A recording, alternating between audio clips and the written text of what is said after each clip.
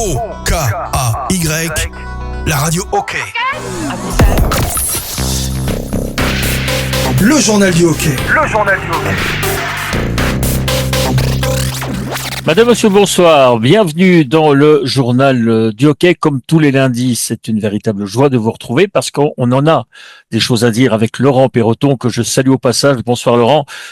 Bonsoir patron. Ouais, on en a des choses à dire parce que des week-ends chargés comme cela nous permettent de découvrir, de redécouvrir ou d'avoir la confirmation de certaines choses auxquelles on pense et qu'on analyse depuis déjà pas mal de semaines. Alors, si on devait vous demander, Laurent, de retenir quelque chose principalement de ce week-end, ce serait la tristesse de Berne. Non mais franchement, Lausanne a fait son match et puis ils jouent sur des rushs et dès qu'ils ont des situations de surnombre, ils jouent très très bien. Mais la vitesse, le manque de vitesse et puis les erreurs défensives, mais c'est juste abominable.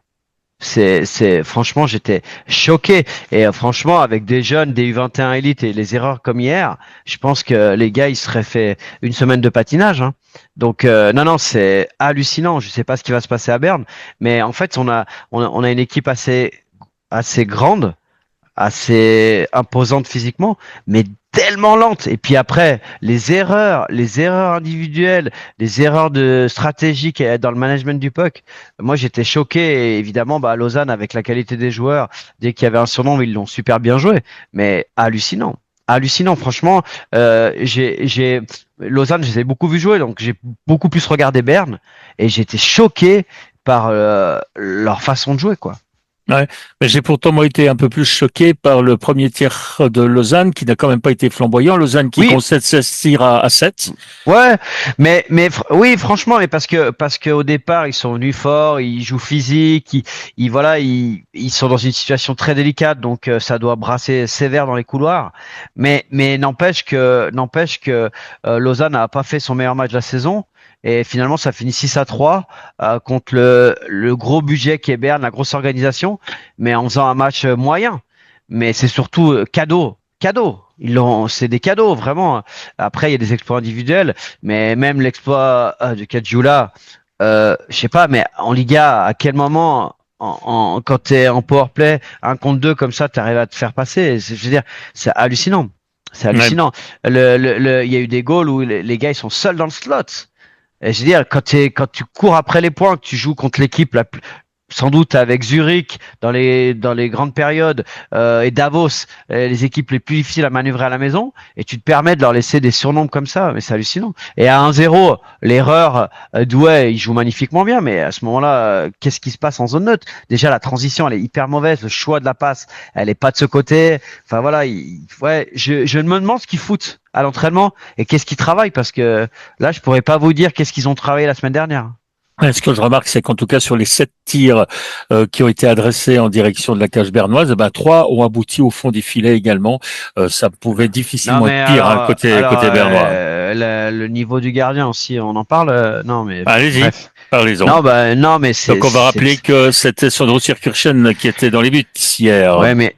Oui, mais voilà, on fait une alternance. On sait que le cas Vutriche a été très très mal géré, hein, d'accord, parce que c'était selon les experts et selon eux dans la communication au fur et à mesure des années, le gardien, le futur. Mais là, hier, il est à 80,77 en National League à Lausanne. Comment voulez-vous gagner? Évidemment qu'il a pas des choses faciles à faire. Mais vous croyez que Evan Huet, il a eu des choses faciles à faire avec l'automne? Voilà, c'est quand ton équipe elle fait n'importe quoi, des fois tu voles le gardien, il vole des matchs. C'est pour ça que le gardien hockey sur glace est tellement important. Et même la première paire défensive, Lindholm, Yakovenko, dont on connaît les capacités, est décevante, quoi. Vraiment, à Berne, il y a un problème, il y a un vrai problème. Défensivement, mais c'est comme, on peut parler de Nico. Moi, je suis très étonné de voir les gens dire ouais, ça va pas, etc. Mais il joue comme l'année dernière à Cloton. Qu'est-ce qui va pas? Non, mais moi, j'aimerais qu'on m'explique qu'est-ce qui va pas. T'as signé un joueur qui joue de la même façon que l'année dernière. C'est tout. On l'avait dit en intersaison, on n'a pas compris ce choix. Enfin voilà, aujourd'hui, surtout Ward qui prenait un hockey total, il est nonchalant. Défensivement, c'est très insuffisant, sachant qu'on a perdu des gros cadres défensifs. Quand vous voyez la saison que fait Frick sur ce début de saison à Davos, voilà. Glauser est blessé à Fribourg, donc on peut pas juger. Et tu as besoin quand même d'avoir des étrangers solides dans les deux sens de la patinoire, avec un peu plus de volume de jeu, non? Ouais. Et le fait que Nico soit associé à Baragano, Ça masque les carences de Nico. c'est ça, hein. Ouais, bien sûr. Bien sûr, et Ward est très bon dans le management et dans le line-up pour des fois masquer certaines choses. Et voilà, et là il le fait très bien. Mais je suis désolé, Nico Schlelinska, vous prenez qui? Skenichka, évidemment. Et pourtant Schlelinska a pas des grosses capacités dans le QI hockey, dans le management du puck offensif. C'est pas un blue liner extraordinaire comme Pilot, etc. Mais il a progressé. Puis là cette année il fait un bon début de saison. Mais surtout en discutant avec les joueurs de National League, Schlelinska, il faisait peur dans le slot défensif. Donc les attaquants n'aimaient pas trop venir parce que lui, il jouait vraiment très dur. Et puis quand il te chopait, ça te faisait très mal. Donc ça, c'était aussi une des caractéristiques puis avec un bon patinage, avec un bon volume de jeu, de l'agressivité. Donc voilà. Bon, l'essentiel toutefois, c'est que Lausanne a quand même gagné 6-3. Lausanne Hockey Club qui va à Port-Entruy demain. Hein. Ouais, mais ils ont été gagnés aussi dans un match un peu compliqué au départ, et puis finalement ils ont, avec du caractère, ils ont été gagnés à Lugano. Donc c'est un bon week-end. Des fois, tu joues un peu moins bien et tu gagnes. Donc ça veut dire que l'équipe, c'est pour ça qu'ils sont si bien classés. Mais voilà, moi. Voilà, on en a beaucoup parlé de Lausanne. On sait qu'il y a beaucoup de qualité. Moi, c'est ce que j'ai remarqué. C'était quand même pas évident de gagner à Lugano. Hein. C'était vraiment pas évident. Vraiment pas évident, surtout dans la configuration du match. Hughes encore très très inquiétant. Hein. Très inquiétant. Ça, voilà. Est-ce que il était rupteur au-dessus de son niveau? Est-ce que là, il est dans son niveau? Ça, c'est des questions que tout le monde doit se poser. Maintenant, ils ont fait l'essentiel. Ils ont fait 6 points contre 2 équipes. Calibré, et là je parle en termes de moyens financiers haut du championnat, qui vont très mal, et tu fais des points quand même. Donc ça prouve aussi qu'il y a de la qualité du côté du Lausanne Hockey Club. Ouais. Dernière remarque concernant Lausanne, Eldner suspendu pour le match justement de demain contre Ajoie. Vous avez vu la faute, ça mérite cette suspension, ça mérite cette amende. Mais oui, ça peut être très dangereux et tu peux avoir le joueur blessé longuement, mais en fait c'est un mauvais réflexe. Et puis Eldner, en général, il est assez correct. Donc voilà, c'est un mauvais réflexe, il y a changement de direction. Vous savez que quand vous êtes comme ça, vous changez de direction, souvent vous êtes sur un quart soit intérieur, soit extérieur selon la position. Mais souvent le pied de l'autre côté n'est pas posé sur la glace. Donc si on vous touche le genou où il y a le quart posé sur la glace, c'est à ce moment-là que tout peut péter. Moi, j'ai fait 2 fois les croisés. La première fois, c'est comme ça, au milieu de glace, sorti le genou. J'étais en train de faire un dribble et on m'a pris le genou. Ça a rompu les croisés. Donc ça, c'est vraiment, et puis ça fait très mal. Et puis si vous n'avez pas de problème avec la latéralité, donc les latéraux, les croisés, des fois c'est aussi un carandage si c'est un peu plus haut. Et là, vous avez vite une tomate. Et puis vous pouvez plus. Donc du coup, il faut prendre du repos parce que vous pouvez pas appuyer, contracter votre muscle parce qu'il est injecté de sang. Vous avez un énorme hématome. Donc voilà, c'est le règlement. Après, voilà, ça m'embête pour Edler parce que vraiment c'est un bon gars. Pas un joueur méchant, et puis je pense qu'il voulait juste finir son check, et Altonen a été très vif là-dessus, puis il a été pris à défaut. Bien, on revient sur les matchs de samedi rapidement avec Fribourg-Gotteron qui a battu Ambri-Piotta dans un contexte un peu particulier. Il y avait beaucoup d'émotions puisqu'on a retiré le numéro 89 d'Andrei Bikov. Ça pèse peut-être ce genre de cérémonie d'avant-match sur le match lui-même parce que c'est vrai, il y avait vraiment beaucoup d'émotions. Fribourg qui bat Ambri-Piotta péniblement. 3, c'est un petit score, ils vont assurer leur victoire dans la cage vide, mais enfin Fribourg a fait ce qu'il fallait, quoi. Encore une fois. Ouais, a fait ce qu'il fallait, mais sans plus. Ambry fait un mauvais début de saison, mais à chaque fois ils sont embêtants. c'est pas facile de les jouer. Et vous avez complètement raison. Le contexte, la fête, l'ambiance, le fait que ça prenne un certain temps, ça peut te déstabiliser un petit peu. Mais finalement, je crois que le plus gros contradicteur, c'était Ambry Piotta. Et je les ai vus jouer également à Genève. Et ils sont pas faciles à jouer parce que ils ont cette force de se laisser dominer, et lorsque tu surjoues et que tu respectes pas le hockey dans les zones sensibles, ils te contrent, et ils sont très très efficaces justement dans ces situations-là parce qu'ils optimisent leur situation. Bon, le problème avec Ambry Piotta, c'est que c'est très rare de voir une autre équipe, désolé pour les Jurassiens, mais c'est très rare de voir une autre équipe qui a joué collée à la 14e place. Là, on voit 14e rang Ambry. Ouais. C'est inhabituel, ça va demander une réaction. Que va faire Paolo Utuca? Qu'est-ce qui va se passer maintenant? Bah, Vous le connaissez un peu, oui, Chereda, vous connaissez Duca. Je connais surtout Chereda puisque j'ai fait ma formation avec, mais en fait c'est un binôme. Mais ils en ont traversé des crises, ils en ont vécu des choses. Après, on se rend pas compte, hein, on se dit oui. À Fribourg, à Lausanne, à Genève, il y a de la pression, mais là-bas, les gens, attention, hein, c'est complètement fou. Donc, et vous savez pourquoi je vous dis ça? C'est parce que demain, il y a le derby à Lugano. Oui. C'est souvent à un moment clé dans la saison. Et là, si par hasard Ambry venait encore une fois à perdre à Lugano, ça aurait beaucoup de peine à passer auprès des supporters d'Ambry, je pense. Beaucoup. Ouais, bien sûr, bien sûr. Alors là, malheur au vaincu, ouais. Ouais, parce que c'est ça. Parce qu'à Lugano, la situation elle n'est pas meilleure non plus, hein. L'air de Non, rien. non, par rapport à tout ce qui a été annoncé, tous les changements, non, c'est au Tessin pour l'instant, ça va pas du tout. Il faut appeler un chat, hein, non, c'est les résultats sont vraiment pas bons. Vous êtes 12e et 14e. Ça va absolument pas. Mais voilà, à Lugano, on a gagné un match. Ambry, ouais, on n'est pas loin, mais à chaque fois, ça passe pas. Donc du coup, ouais, le match va être très très important. Mais je crois que je crois pas que on est encore dans le phénomène où on va changer beaucoup de choses. Mmh. Mmh. On va pas du côté d'Ambry, je vous parle. Hein. Je Ouais, crois ouais, pas ouais, que ouais. crois pas que il y a là il y a des joueurs qui vont revenir. Il y a voilà il y a Formenton. Il y a voilà est-ce que laissons un peu de temps. Mais c'est vrai que ça fait vraiment bizarre, et je suis content de voir Ajoie sortir de la 14e place en tout cas. Ouais. Bien, Genève Servette. Alors Genève Servette perd son premier match à domicile de la saison, puis s'incline à Davos 3-2 après avoir frôlé l'exploit. Encore une fois, Genève cette année, c'est il y a à boire et à manger, hein. C'est ou blanc ou noir. Comment vous jugez l'équipe? Bah, je juge l'équipe. On est toujours dans ce que je vous disais l'année dernière. Il y a de l'inconstance.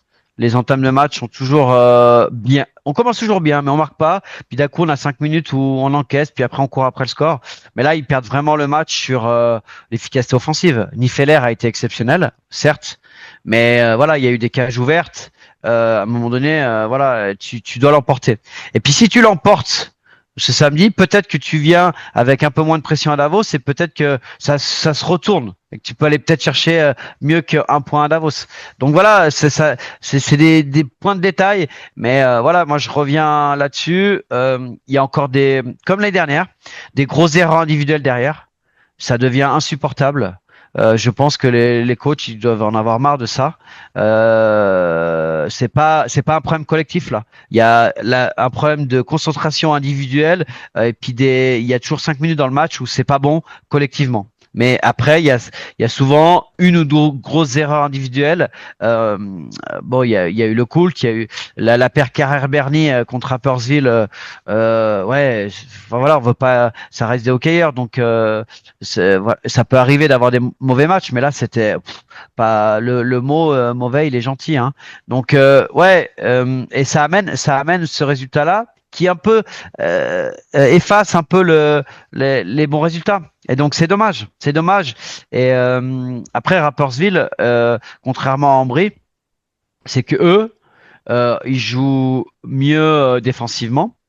Ils sont plus difficiles à manœuvrer. Et puis, par contre, ils sont encore plus incisifs offensivement lorsqu'ils ont un surnombre. Mais par exemple, le goal de Honka à la fin du match, non. On peut pas se faire avoir de la sorte à ce niveau-là à la maison. Donc voilà. Après, ils ont bien réagi à Davos. Davos, bah, c'est 9 en 9. Hein. Ils égalisent le record de victoire de Genève Servette justement. Donc là, on va attendre ce 10e match pour voir s'ils arrivent à battre ce record. Donc c'est toujours difficile d'aller jouer là-bas, mais c'était une belle réaction. Mais si tu avais gagné à la maison, et ce qui aurait dû le faire avec les occasions offensives qu'il y a eu, même si tu faisais un point à Davos, c'était un bon week-end. Alors que là, c'est un mauvais week-end. Genève qui joue Langnau demain. Ouais. À l'extérieur. Ouais, c'est ça. Langnau à la maison et Langnau à l'extérieur, c'est pas du tout la même équipe. Donc ça, c'est le gros travail de Paterlini. Donc oui, ça sera très difficile et on sait que ils ne réussissent rarement là-bas. Ils réussissent rarement à aller jouer à Langnau. Ils ont souvent des mauvais résultats. Donc on va voir. Mais là, du coup, dans le contexte et ce qui vient de se passer ce week-end, il faut faire des points absolument à Langnau. Alors, vendredi, le HC Bienne s'est imposé justement à Langnau. Il fallait le faire 4-3 au penalty. Et puis, le lendemain, vous avez cette équipe de Bienne qui regagne au penalty, cette fois-ci contre Ajoie 5-4. Est-ce qu'il faut considérer la victoire contre Ajoie comme étant rassurante ou bien, justement, ça dénote les limites, vu le score, ça dénote les limites zélandaises? Non, moi je dirais que en fait, si vous regardez leur classement et leur match, c'est 4 défaites, 4 victoires. Mais 4 victoires à 2 points. Donc là, tu avances pas vite. Hein. Donc et dans les 4 victoires à 2 points, il y en a au moins 3 où tu dois gagner dans le temps réglementaire. Donc tu te retrouves à 11 et là, t'es à un point de la 8e. Donc voilà, c'est l'efficacité offensive.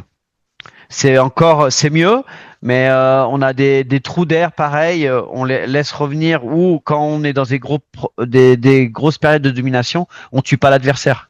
Et voilà, il fallait faire ces victoires contre ses adversaires directs, mais tu leur as pris qu'un point à chaque fois au lieu de 3. Donc c'est peut-être qu'à la fin ça va compter. Donc voilà, il faut vite que tout le monde, les joueurs suisses, les joueurs étrangers, tout le monde retrouve un petit peu son meilleur niveau et commence à scorer lorsqu'il y a une grosse période de domination. Bon, scoré 21 buts marqués quand même par les Biennois depuis le début de la saison, contre seulement 16 par exemple pour Lugano, 16 pour Ajoie, oui. 14 pour Ambry. Il y a encore Berne, si je ne m'abuse, qui fait pire. Oui, 12 buts seulement marqués par Berne en 8 matchs. C'est pas non plus les plus mauvais offensivement, mais c'est vrai que par contre leur classement 11e avec 8 points juste derrière Berne est déjà à 9 points de la 6e place après seulement 8 matchs. C'est assez inquiétant, c'est vrai. Oui, mais alors surtout quand on voit que devant il y a Zurich, Cloton, Langnau et Berne. Donc la situation est pas marrante. Hein. On m'avait parlé des équipes qui marquent moins. Mais si on parle d'efficacité scoring, par exemple, si on prend Ajoie, ben c'est 7,84. Bienne, c'est 7,11. Ok. Lugano, évidemment, ils sont dans la même problématique parce qu'ils ont des grosses chances, c'est 6,20. Ça, c'est un gros problème du côté de Lugano. Si vous regardez Langnau, ils sont à 9. Cloton, ils sont à 9. Voilà. Et puis après, les grosses cylindrées, voilà, c'est bien plus haut, quoi. Mais voilà, c'est pour vous dire que ils ont des très bonnes périodes pendant les matchs, mais ça c'est pas qu'ils marquent pas. C'est qu'ils marquent pas assez dans les momentum favorables. Ouais. Et je vous parle de grosses situations favorables.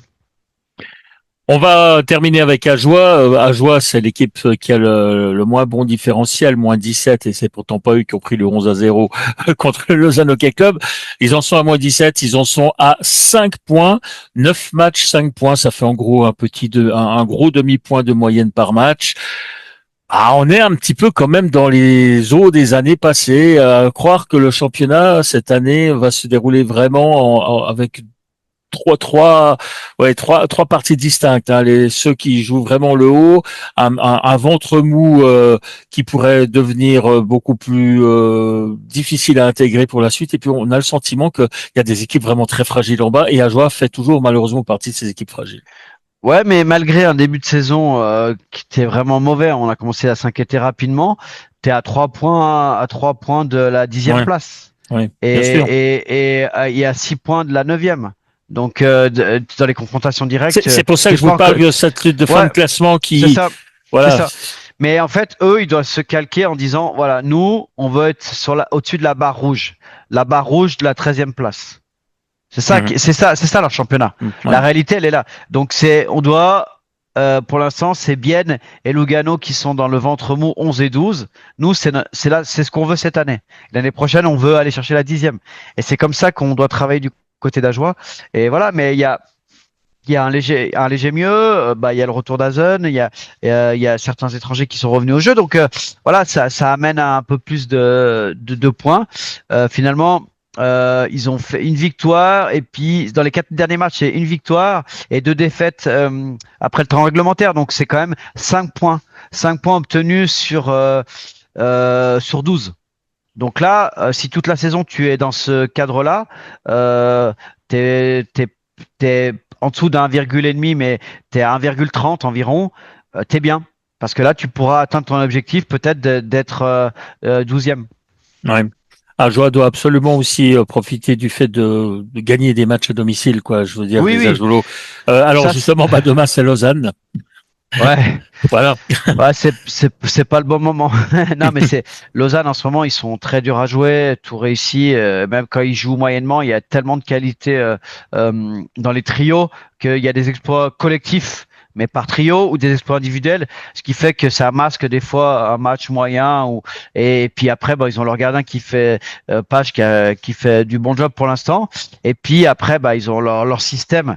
Leur système, et quand je dis système défensif, ça part déjà en zone offensive où t'as très peu de surnombre. C'est ce qui m'a étonné hier d'ailleurs. J'ai trouvé qu'à un moment donné, quand il y avait 5-4-3 et puis que ça poussait, j'ai trouvé qu'il y avait beaucoup de turnover, beaucoup de 3 contre 2 d'un côté, 3 contre 2 de l'autre, et c'est pas dans l'ADN de Lausanne.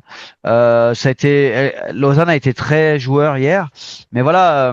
Sur le papier, ils sont bien meilleurs. Et si tu veux gagner, tu dois avoir un power play exceptionnel. Si tu veux gagner, tu dois que ton gardien qui va être titulaire du côté d'Ajoie doit faire 5-6 arrêts exceptionnels. Et là, t'as une chance de gagner. Ouais. Parmi les signatures, là, on change complètement de sujet. Laurent, parmi les signatures qui ont été annoncées aujourd'hui, notamment, il y a celle de Knack, le Davosien Knacks, qui s'en ira à Zurich la saison prochaine. Ça ne fait que renforcer un de ces TC Lions qui fait signer un contrat de 5 ans. Là, il y a encore eu beaucoup d'argent en jeu. Ouais, et en fait, Knack et le retour de Rohrer, si Rohrer n'arrive pas, ça te fait un bel avenir là. Un bel avenir. Après, c'est la problématique des internationaux suisses. Lui, il est parti au championnat du monde. Maintenant, il a un statut. Et voilà. Voilà, le plus gros, à mon avis, l'emporte. Mais si le plus gros l'emporte, c'est qu'il voulait l'emporter. Et s'ils estiment qu'il vaut tant, ils se trompent rarement sur les gros joueurs suisses. Et vous voyez quand vous voyez à l'attaque, ils ont Andrighetto Malguin par exemple. Donc voilà, ils se sont pas trompés là-dessus. Donc c'est un très beau transfert. Après, moi je te rappeler quand on a commencé le premier bloc, je vous ai parlé de 3 joueurs: Jäger, Knack et Schmid. Et pour moi, c'est ces 3 joueurs-là qui, ça va prendre peut-être plus de temps pour certains que d'autres, mais c'est les 3 joueurs-là qui doivent vraiment être des joueurs dominants au fur et à mesure des années dans le championnat par rapport à le hockey moderne et le hockey total, et ils sont capables de jouer dans les 2 sens de la patinoire. D'ailleurs, Schmid fait un très bon début de saison. Ouais. Et enfin, ma dernière question pour aujourd'hui, Laurent, quel souvenir vous avez laissé Daniel Lundgren lorsqu'il avait remplacé déjà Lucas Wallmark du côté de Gauthieron la saison passée? Un gros QI hockey, un manque flagrant de vitesse pour le championnat de National League. Mais par contre intéressant et peut vraiment combler un bon joueur suisse. Mais pour une grosse organisation, n'a pas le niveau d'un étranger d'une grosse organisation. Par contre, il coûte rien. Bah oui, club Donc, partenaire Turgovie. est-ce qu'à cette période de la saison, vaut mieux pas garder de l'argent et puis faire avec. Donc, en plus, il connaît bien l'organisation. Donc, finalement, s'il est là pour, imaginons, un mois hein, ou 3 semaines, on va dire, 3 semaines, ben, toute l'adaptation, il est en plein championnat. Il a fait une bonne prépa. C'est pas des joueurs qui sont en attente de contrat. Donc, il sera plus vite prêt et il connaît très bien l'organisation et il coûte rien. Pour moi, tu peux dire ce que tu veux, mais si tu veux un gros nom, tu dois pas, il viendra pas pour 3 semaines déjà, et puis donc il va te coûter beaucoup très cher. Et du coup là, t'as peut-être quand vous voyez Linus Omark qui vient à Lugano, il vient pas gratuitement. Donc voilà, c'est des choix stratégiques, mais voilà, je crois que pour qu'il soit le plus prêt le plus rapidement possible, c'est peut-être le meilleur choix en attendant le retour de Walmart dans le line-up. Ouais, le fait qu'il ait disputé un début de saison correct en Swiss League, ça va pas forcément quand même améliorer son rythme. C'est vrai qu'il a, comme vous l'avez dit, un QI intelligent, un QI assez élevé. Ça veut dire que c'est un petit Valmark.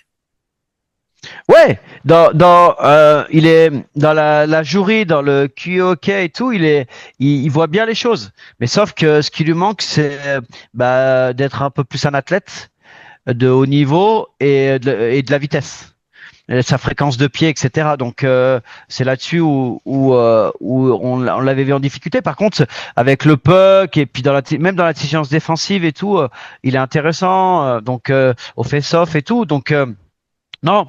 À mon avis, s'ils ont fait ça, c'est que Walmart il est pas absent 6 mois, quoi. Oui, c'est ça. Ben, Walmark, dont on parle déjà du retour, mais on va prendre son temps également parce qu'il a quand même été salement touché à l'œil. On a même cru à un certain moment que ça aurait pu lui faire perdre un œil, hein, cette histoire. Oui, on va simplement rappeler que l'année passée, avec Fribourg, il avait disputé 11 matchs de play-off. Notre ami Lundgren, il avait marqué un but, réalisé un assist avec un différentiel de +4. Et cette saison avec Turgovie, où entre parenthèses, il est assistant, c'est donc un homme apprécié du côté de Turgovie. On est à 6 matchs, un but, 2 assists avec un différentiel de +2. Voilà pour l'actualité de Fribourg-Gotteron aujourd'hui. Merci Laurent. On va se retrouver demain. Ouais, alors demain, avec une belle soirée, on va parler un peu des matchs à venir avec un peu plus de précision. Voilà, on va creuser ça. Puis voilà, et puis allez, on est parti là. Puis la semaine prochaine, il y a la Champions League qui revient. Donc là, ça va être des semaines intenses.